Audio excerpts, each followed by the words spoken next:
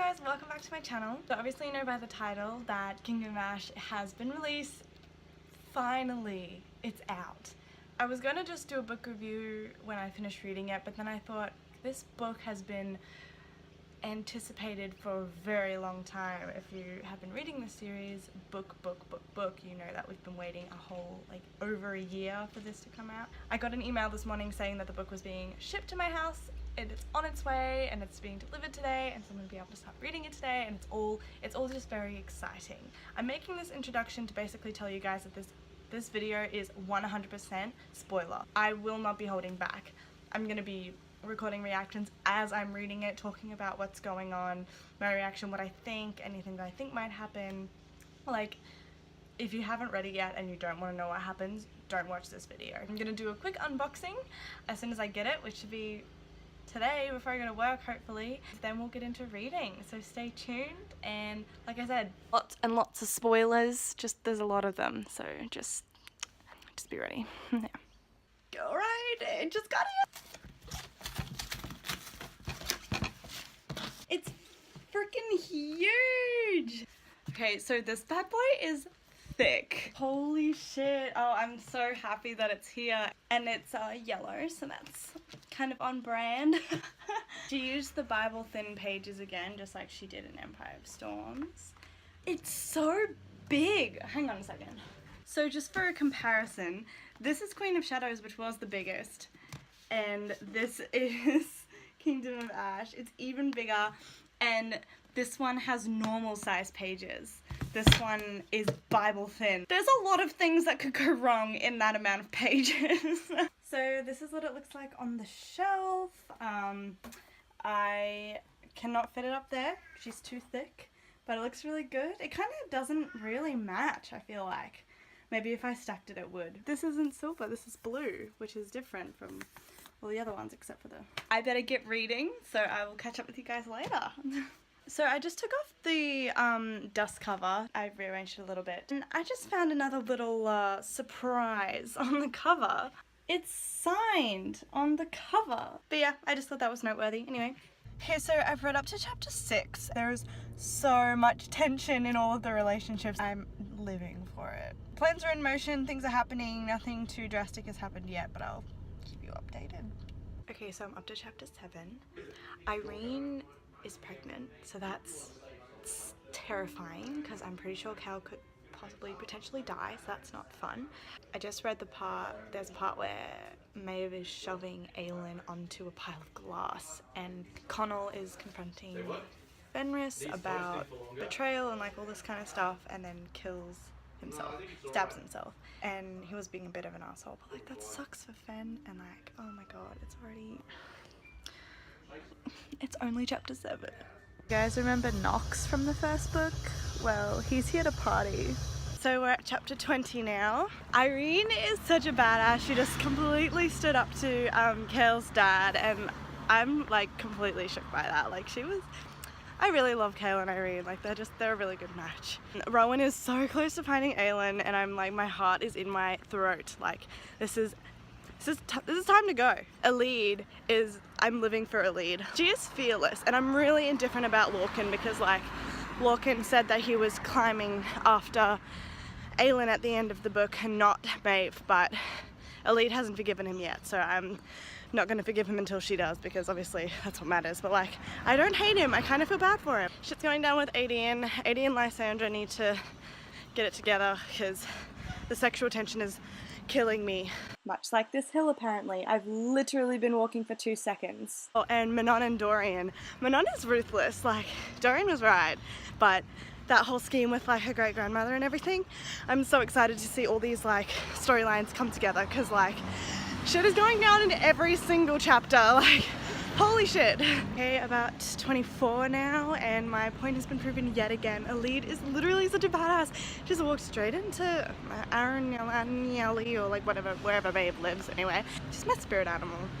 Dorian is trying to learn how to shift from that spider that learned how to do it, and he's also trying to stall 13 and the Crochans because he wants to go to Morath, where the third word key is, but he doesn't want Manon to come.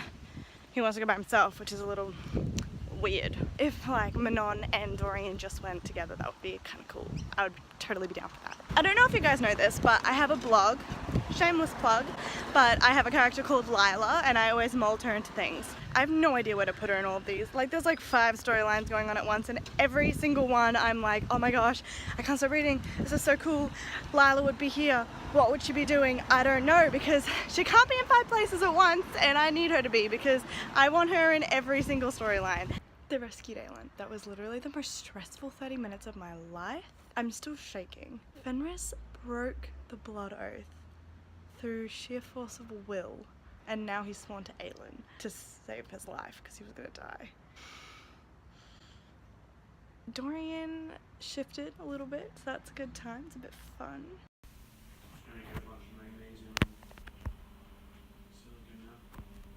Okay, so just found out Maeve is a Valg queen. She's been Valg the entire time. Aelin and Chaol's reunion was perfect. She was crying because Chaol was walking again, and she met Yrene again, and everyone was a bit shook because they were like, oh my god, you know each other? Yrene finally got to give Aelin the note from the Assassin's Blade. Everything is coming full circle and it's beautiful. Okay, so I've just finished chapter 58 and I have a couple of notes. Lorcan could have potentially just died. He just got stabbed in the gut. So that's always like a good time. Like I love that for him. I also realized Chaol only just told Yrene that he knew that she was pregnant. 50 chapters later. Like, I didn't realize that. I think it's just because I've been binge reading and haven't really had a minute to think. That was a lot of chapters. A lot has happened. Okay, so Aelin has been really quiet recently, and I think that she has been tunneling into her power for the last, like, however long she's been, like, out, or maybe even before then. I don't know. Can you even tunnel when you're an iron? Who knows? I guess we'll find out soon. All I know for sure is that she is about to make a scene. Okay, so that whole thing with the dam, I have never been more stressed out in my life. Like, even when Rowan was rescuing Aelin, that was incredibly stressful. The dam, I hate water. Water freaks me out. Never doing that again. A lead went to get Lorcan. Lorcan nearly died. She wouldn't let him go. She's always like, oh my god. Elena? Aelin erupted. I knew she was tunneling. I freaking knew it. I'm only halfway through. The lead and Lorcan?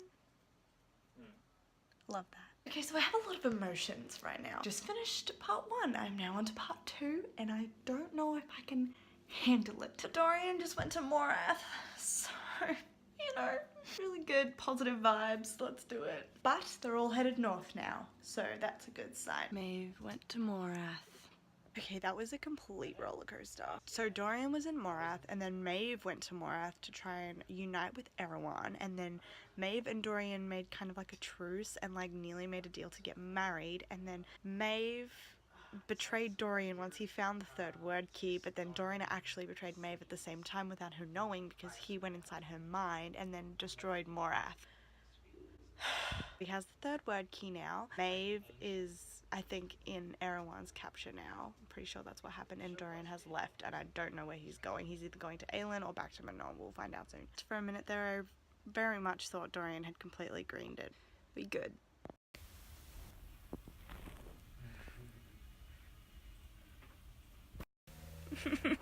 So Abraxas just got shot with an arrow, and Iskra's, whatever her name is, and Iskra's bull pulled back his head only to close his jaw around Abraxas's throat. There have been too many near deaths, and I don't know who to trust anymore. Okay, so I've written a page of notes, and I feel like I need to say it all while it's still fresh in my mind. So, Abraxas didn't die, but the 13 did. Tears have left my face on 2 occasions now, and I'm up to chapter 100. The 13, the yielding. Oh my god. Oh my god! They're all gone, they're all dead. When Chaol and Dorian reunited, and Chaol was just like, hey, what's good? And Dorian started crying. Me too, I also started crying. The big thing that just happened, like it's very fresh in my brain. Aelin and the gate and the fact that, okay, one, no one thought about Holland. They didn't wait to think about Holland. They just were like, let's do it ourselves. Aelin was being very adamant about the fact that she wanted to do it herself, and so she did it herself, but her and Dorian decided that instead of just sacrificing one whole themselves, that they would sacrifice half of each other. Does that make sense? I hope it does. Do you guys remember Nameless is My Price and how that didn't make sense to anyone and no one knew what was going on because everyone had a name except the King of Adalin? I have said this before, how the King of Adalin not having a name was like a meme because people were like, oh, his name's probably like Patricia or something like that.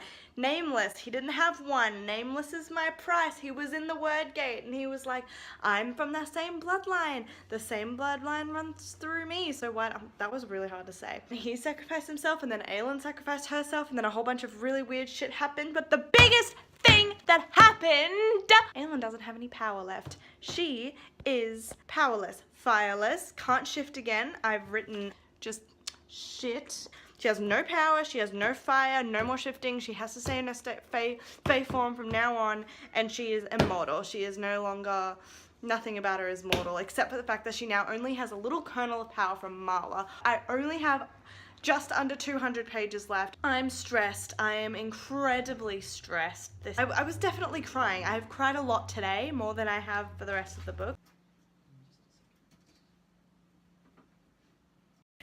There is not enough pages to fix everything. Okay, so the book has been finished, finally. It's midnight. I'm kind of disappointed. I really liked what she did with it, and the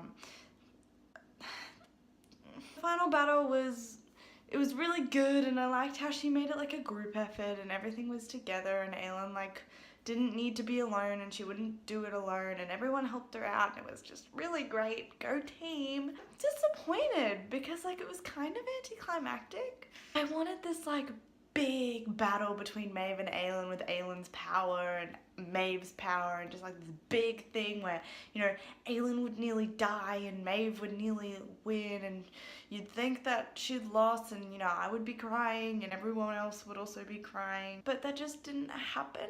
Like, Aelin doesn't have any power left, which is kind of the point. Like, she doesn't need the power. She's happy now. She has Terrasen, she's ruling.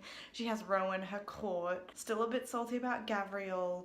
They messed up Fenris's face, and I like his face intact, so that's a bit disappointing. The fact that it's over, I like looked at my bookshelf and I'm just, I think I'm in mourning. Like, I feel hollow. Okay, so I finished the book 2 days ago and I've had some time to think about it. And I've got some things to talk about. I forgot to say this before and like react about this, but Dorian's father's name was Dorian, and that's why he named Dorian Dorian, because that was his like little sliver of remembering his name, but he didn't realize that it was his name. I don't know why I didn't react to that before, but that is so cool. I've had some time to think about the ending and I'm actually not mad about it. Like, I do actually genuinely like the ending. I think that the reason she didn't have the big battle is because that was what everyone was expecting, and I do like what she did with it. It's settled with me now. I'm very happy with it and I've gotten my closure with it. I am still a little bit sad that I didn't get my big ending, but I guess I kinda did. In a way, I don't know.